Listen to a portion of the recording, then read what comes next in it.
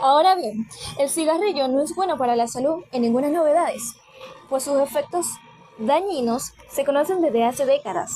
Pero ¿cómo actúan exactamente para ocasionar este daño? Veamos aquí qué sucede cuando sus componentes ingresan al organismo y cuáles son sus beneficios físicos para que dejen de fumar definitivamente y sus alcances y población. Con cada inhalación, el humo introduce sus más de 500 sustancias químicas que entran en contacto con el tejido del cuerpo. El primer efecto que se produce en el alquitrán, material negro y resinoso, que empieza a reducir los dientes y las encías, dañando el esmalte dental y a lo largo provocando caries. Con el tiempo, el humo también daña las terminales nerviosas de la nariz y ocasiona pérdidas de olfato. Dentro de la vía aérea, los pulmones. El humo aumenta el riesgo de infecciones y de las enfermedades crónicas como la bronquitis y el enfisema. Esto ocurre porque se dañan los cilios, pequeñas estructuras piliformes que mantienen la vía aérea limpia. El humo llega luego a los alvéolos, pequeñas bolsas de aire que permiten que el intercambio del oxígeno y dióxido de carbono entre los pulmones a la sangre. Un gas tóxico, el monóxido de carbono, ingresa a la sangre a través de esa membrana que se une a la hemoglobina y desplaza el oxígeno anteriormente distribuido por ella en todo el organismo. Esto es una razón por lo que fumar puede ocasionar una causa de falta de oxígeno y dificultad para respirar en el término de los 10 segundos. Este es el objetivo que llega a tener una obsesión por el cigarrillo o el vapor, etc. Para poder dejar de fumar y crear ventajas positivas es recomendable dejarlo. Por ejemplo, en el alcance de la población, en la actualidad, se está convirtiendo en una obsesión con los vapor y nuevos métodos para que dejen de fumar. Esto obsesiona a los jóvenes de hoy en día. Mi nombre es Saori Zapata, número de lista 53. Buenos días, mi nombre es en español. Yo le vengo a hablar sobre el consumo de cigarro en adolescentes del estado Monagas. Como le venía hablando, el municipio Maturín, capital del estado Monagas, presenta una prevalencia de consumo de tabaco entre adolescentes superior del promedio nacional. La encuesta municipal de salud y nutrición del 2020 y 2021 revela que es sobresaliente del consumo de tabaco entre adolescentes de 13 y 17 años era de 12,5%. Los adolescentes son particularmente vulnerables al consumo de tabaco debido a diversos factores como la búsqueda de identidad, la presión grupal, la influencia de los medios de comunicación y la falta de información sobre los riesgos del consumo de tabaco.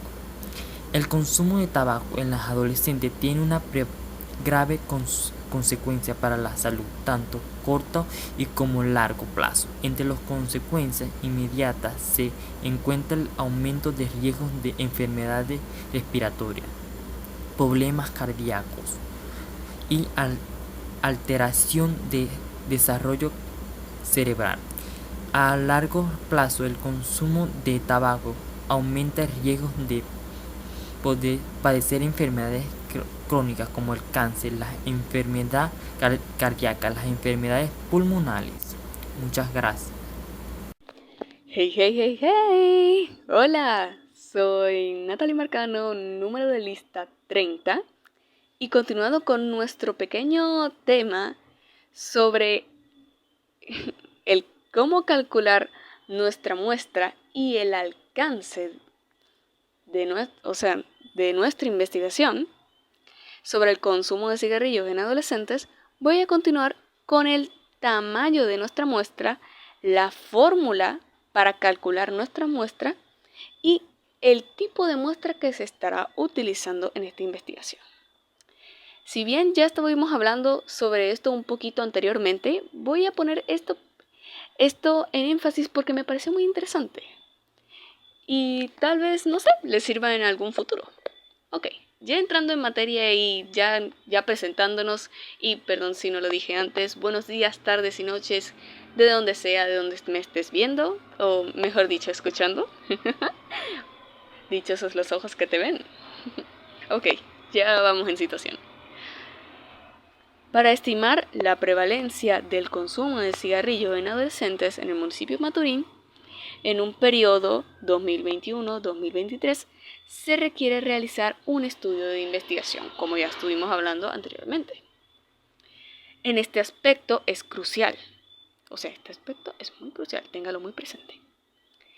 En este estudio se determinará el tamaño de la muestra adecuadamente, lo cual nos permitirá obtener el resultado preciso y confiable del tamaño de nuestra muestra.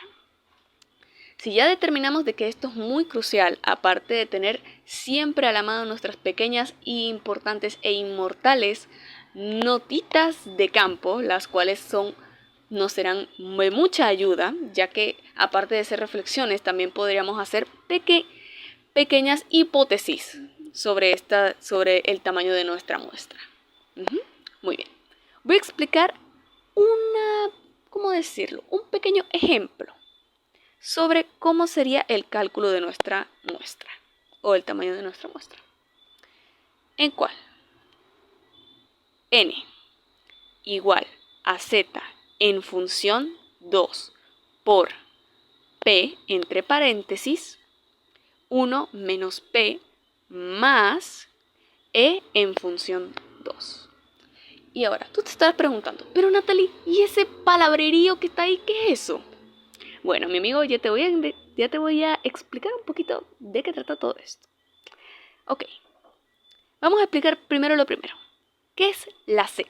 En esta fórmula, ¿qué es la Z? La Z es el nivel de confianza expresado en desviaciones estándar. Este nivel se podría expresar en un 95%. En lo cual correspondería a un valor, Z, ya llevado a una expresión un poquito más realista, o el resultado final de Z sería 1,96. Recuérdenlo, porque ahorita vamos a ver los valores reales expresados en esta fórmula. Ok. Lo segundo, ¿qué es la P? La P es la proporción esperada de la población que se estima del consumo del cigarrillo. En ausencia, este estudio en ausencia, ¿qué quiere decirnos esto? Que en ausencia ya debíamos haber hecho un estudio un poquito previo de cuál sería la estimación de la población que consume cigarrillos, en general jóvenes. Y esto lo obtenemos gracias a nuestras queridas notas de campo. Y de esta se puede utilizar una proporción esperada de un 0,20%. Esto es una pequeña cifra sacada de una encuesta hecha de forma mundial. Una encuesta mundial del cigarrillo en jóvenes de un periodo 2021. Okay. Y por último, ¿qué es la E? La E es el margen de error de las estimaciones antes mencionadas. O sea, de que la cifra que sacamos del nivel de confianza que expresamos en Z y de la proporción esperada de la población de jóvenes que consume cigarrillo, P, puede haber un 5% de un margen de error, en los cuales esto se considera adecuado en muchos estudios. Sí, porque tenemos que rectificar que todas nuestras cifras sean correctas para tener resultados efectivos. Muy bien, prepárense para esto, porque aquí sustituiremos la Z, la P y la E por los valores reales que ya acabamos de dar y rectificar. Ok, atentos. n es igual a z, que se expresa en 1,96 en función 2, por p, que ya dijimos que es 0,20, entre paréntesis, p 0,20 menos 1 más e, que es nuestro margen de error, 0,5 en función 2, lo cual nos daría n probablemente, o ¿cómo podría decirlo en términos matemáticos? Se puede acercar, o sería igual acercado, una pequeña cifra ahí por el aire acercada, que sería una población de adolescentes, o esta pequeña muestra de adolescentes que llevarían al consumo del cigarrillo 384. Esta es nuestra pequeña cifra. Ojo, con esto no es exacta, pues es un pequeño ejemplo, no es exacta, así que quedaría por ahí a estimación de nuestros grandes profesionales para ver si esta es cierta. Ok. Este resultado lo podríamos interpretar que el tamaño de nuestra muestra mínimamente recomendada para el estudio que estamos aplicando es de 384 adolescentes. Esto significa que debemos encuestar mínimo 384 adolescentes en Maturín para obtener resultados, en el municipio de Maturín, resultados precisos y confiables, para estudiar la prevalencia del consumo de cigarrillos durante el periodo 2021-2023 dentro de la población de los jóvenes adolescentes. Ok, dejando un poco de lado la teoría matemática, vamos ahora con algo un poquito más entretenido. Vamos ahora con el tipo de muestra que estamos manejando. O sea, este ya sabemos, es un tipo de muestra muy amplio. Pero, ¿este tipo de muestra tiene algún nombre? Pues mi amigo, acabamos de bautizar a nuestra muestra como probabilístico estratificado por conglomerados. Ahora ya te voy a decir qué significan cada uno de estos términos. Probabilístico significa que nos permite a cada elemento de la población que tenga una probabilidad de ser seleccionado y asegurar su representabilidad,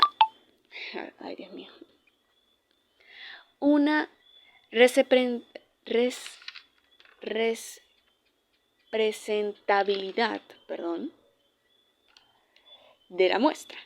Estratificado. ¿Qué significa estratificado? Que divide a la población en subgrupos. También se le podría llamar en extractos. En pequeños subgrupos o extractos homógenos según una variable relevante. Por ejemplo, lo podríamos poner esta variable relevante entre sexo, edad y nivel socioeconómico, asegurando la representación de cada subgrupo de la muestra o en la muestra. Y ahora, ¿qué significa por conglomerados? Ya voy a explicar un poquito de esto. Significa seleccionar grupos naturales. ¿Qué significa esto? Eso es lo que significa conglomerados.